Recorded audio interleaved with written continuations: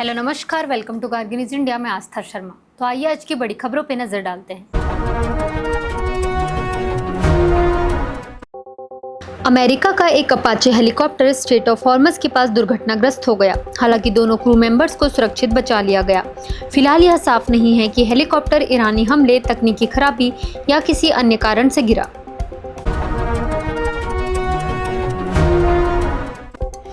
अमेरिकी मिसाइल हमले का शिकार बने तेल टैंकर मॉरिवेक से 24 भारतीय नाविकों को सुरक्षित बचा लिया गया है। सभी नाविकों के अगले 2 दिनों में भारत लौटने की संभावना है।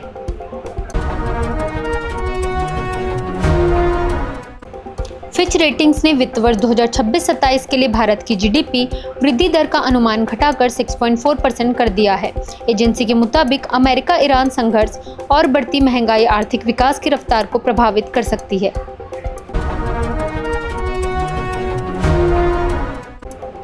अमेरिका की फेडरल कोर्ट ने H-1B वीजा पर लगाए गए $1 लाख के शुल्क को रद्द कर दिया है। इस फैसले का भारतीय प्रवासी समुदाय ने स्वागत किया है।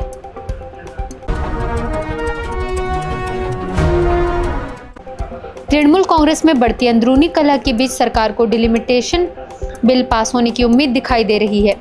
अप्रैल में यह बिल 2/3 बहुमत न मिलने के कारण अटक गया था।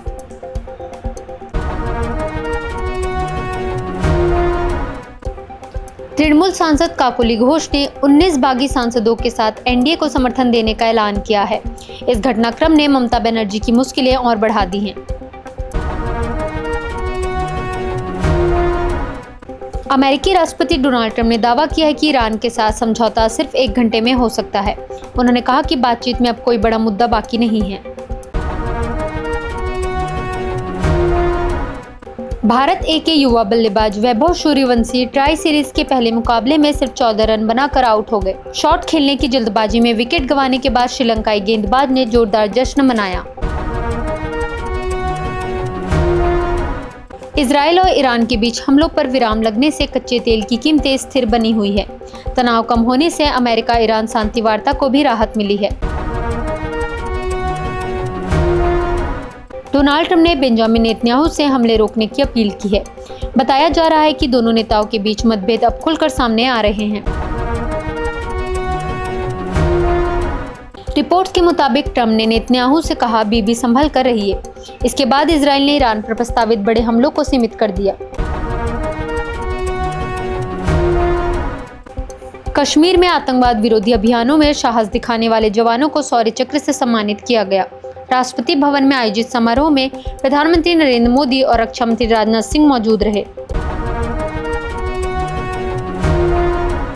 ईडी ने मनी लॉन्ड्रिंग मामले में केरल के पूर्व मुख्यमंत्री पिनरई विजयन की बेटी को पूछताछ के लिए तलब किया है।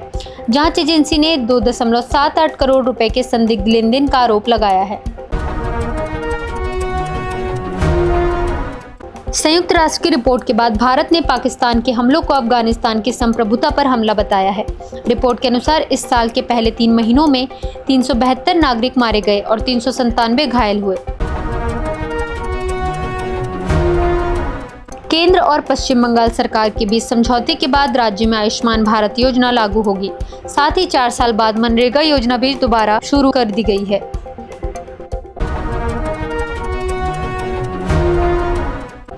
केंद्र सरकार ने ग्रेट निकोबार में नए सिविल मिलिट्री एयरपोर्ट को मंजूरी दे दी है। INS बाज विस्तार योजना को छोड़कर नए ग्रीनफील्ड एयरपोर्ट को प्राथमिकता दी गई है।